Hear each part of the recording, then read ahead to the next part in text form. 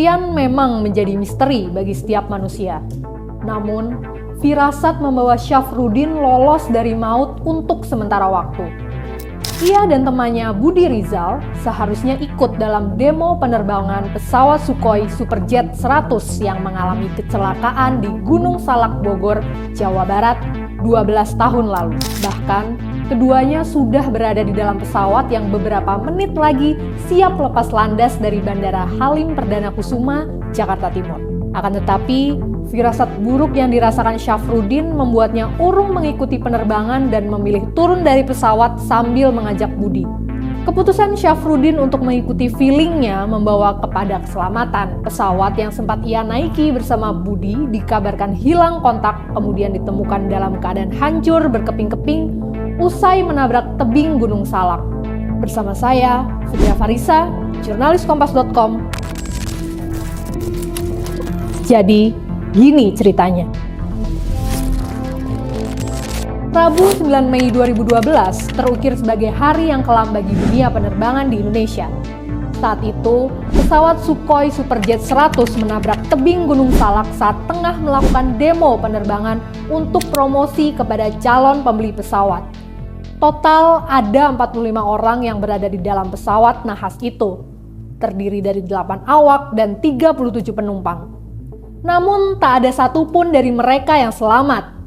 Yang berhasil adalah orang-orang yang batal menaiki pesawat itu, yaitu Syafruddin dari Carpe Diem Mandiri, Budi Rizal dari Putra Arta Dirgantara, mantan Menteri Perumahan Rakyat yang kini menjabat Kepala Bappenas Suharso Monoarfa, dan putranya Andika Monoarfa, serta Edi Saryoko dari Gatari.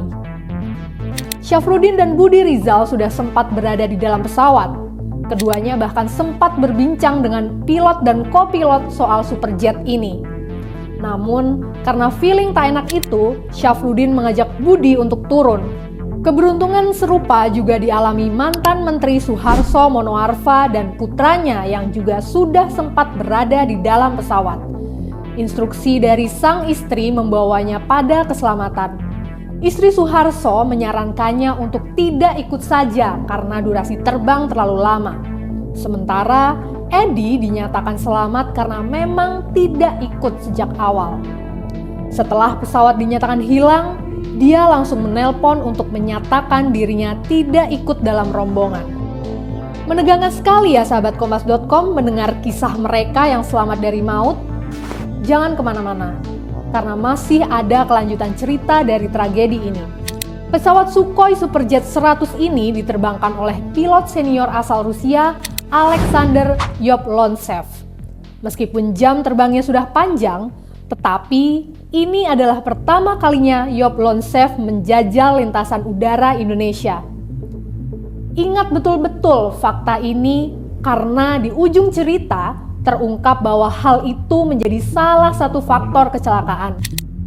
Demo penerbangan pesawat Sukhoi Superjet 100 direncanakan menggunakan aturan terbang secara instrumen pada ketinggian 10.000 kaki selama 30 menit dari Bandara Halim Perdana Kusuma. Pilot pesawat Alexander Yablonsev memiliki asumsi bahwa penerbangan tersebut telah disetujui untuk terbang ke arah radial 200 HLM VOR sejauh 20 nautical mile. Pukul 14.20 WIB, pesawat pun lepas landas dari landasan 06 Bandara Halim, kemudian berbelok ke kanan hingga mengikuti radial 200 HLM VOR. 4 menit berselang, Yablonsev berkomunikasi dengan Jakarta Approach untuk memberitahu bahwa pesawat sudah berada pada radial 200 HLM dan telah mencapai ketinggian 10.000 kaki. 2 menit kemudian, Yablonsev kembali berkomunikasi dengan Jakarta Approach dan meminta izin untuk turun ke ketinggian 6.000 kaki serta membuat orbit atau lintasan melingkar ke kanan. Beberapa saat kemudian, izin pun diberikan oleh petugas Jakarta Approach dengan maksud agar pesawat tak terlalu tinggi untuk proses pendaratan di landasan 06 Bandara Halim. Namun, pada pukul 14.32 lewat 26 detik WIB, pesawat menabrak tebing Gunung Salak pada radial 198 dan 28 nm HLM VOR dengan ketinggian 6.000 kaki di atas permukaan laut. Hal ini diketahui berdasarkan Flight Data Recorder atau FDR. Sebelum moncong pesawat Sukhoi menabrak tebing Gunung Salak, Terrain Awareness Warning System atau TAWS memberikan peringatan kepada pilot maupun kopilot di kokpit. Peringatan apakah itu? Apakah tanda bahaya? Simak terus cerita ini sampai akhir. Terrain Awareness Warning System adalah sebuah sistem pada pesawat yang membantu pilot untuk menghindari benturan dengan medan berupa gunung, bukit, atau bangunan tinggi. 38 detik sebelum Sukhoi membentur tebing, Terrain Awareness Warning System memberikan peringatan berupa suara yang berbunyi Terrain Ahead Pull Up, yang artinya daerah di depan tidak rata, naikkan pesawat, disertai oleh 6 kali Avoid Terrain atau hindari medan.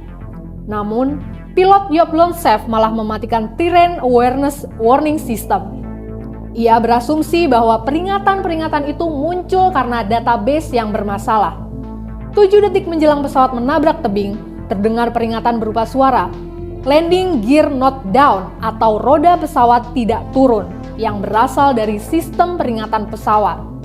Peringatan tersebut akan aktif apabila pesawat berada di ketinggian kurang dari 800 kaki di atas permukaan tanah dan roda pendaratan belum diturunkan. Pada pukul 14.50, petugas Jakarta Approach baru menyadari pesawat Sukhoi Superjet 100 telah menghilang dari layar radar. Tak ada bunyi peringatan sebelum lenyapnya titik target pesawat dari layar radar, sampai akhirnya diumumkan bahwa pesawat telah hilang kontak di daerah Bogor. Pencarian pesawat sempat ingin langsung dilakukan, tetapi dibatalkan karena malam tiba. Sehari berselang atau pada Kamis 10 Mei 2012 pagi, Basarnas berhasil menemukan titik lokasi jatuhnya pesawat. Pesawat ditemukan dalam kondisi hancur dan puing-puingnya bertebaran cukup jauh. Semua awak pesawat maupun penumpang meninggal dengan kondisi yang mengenaskan. Lantas, apa penyebab kecelakaan itu? 2 minggu berselang, muncul isu bahwa pesawat Sukhoi Superjet 100 disabotase. Dinas Intelijen Militer Rusia menduga kecelakaan pesawat Sukhoi Superjet 100 di Gunung Salak disebabkan sabotase Amerika Serikat. Saat itu, pihak Rusia menuding Amerika Serikat menggunakan alat pengacak sinyal untuk mengacaukan penerbangan pesawat Sukhoi sampai akhirnya menabrak tebing. Amerika Serikat dituding punya kepentingan bisnis agar Sukhoi Superjet 100 tak jadi dilirik pembeli di Asia usai terjadinya kecelakaan. Hal ini mengingat sejumlah negara sudah memesan pesawat tersebut yang totalnya mencapai ratusan. Namun, isu tersebut terbantahkan setelah Komite Nasional Keselamatan Transportasi atau KNKT mengumumkan penyebab kecelakaan Sukhoi Superjet 100 pada 18 Desember 2012. Berdasarkan hasil investigasi KNKT, kecelakaan disebabkan oleh kelalaian Yablonchev selaku pilot pesawat naas itu. Dari hasil investigasi juga didapati bahwa pesawat Sukhoi Superjet 100 dalam kondisi baik tanpa ada gangguan sistem. KNKT menyebut Yablonchev melakukan beberapa kesalahan fatal dalam demonstrasi penerbangan Sukhoi Superjet 100. Pertama, peta pada pesawat Sukhoi Superjet 100 tidak memuat area yang dilintasi yakni Bogor. Padahal Yablonchev tidak menguasai medan dan kontur Gunung Salak. Situasi semakin diperparah dengan kondisi langit yang sangat tebal pada saat kejadian sehingga mempersempit jarak pandang. Selain itu, Yablonchev diketahui mengobrol dengan seorang yang disinyalir sebagai wakil dari calon pembeli Sukhoi Superjet 100 di area kokpit. Kehadiran wakil dari calon pembeli itulah yang diduga kuat membuat hilangnya konsentrasi Yablonchev dalam mengemudikan pesawat. Berdasarkan rekaman di menit-menit akhir sebelum pesawat menabrak, Yablonchev banyak melakukan komunikasi di luar konteks penerbangannya. Diduga kuat, sang pilot tengah mempromosikan kehebatan Sukhoi Superjet 100 kepada wakil calon pembeli beberapa saat sebelum pesawat menabrak tebing Gunung Salak. Tragedi Sukhoi Superjet 100 harus menjadi pembelajaran berharga bagi kita semua, terutama para insan penerbangan. Kelalaian sekecil apapun bisa menjadi bencana besar yang tak pernah diharapkan oleh siapapun. Sekian cerita kali ini. Sampai jumpa di episode selanjutnya.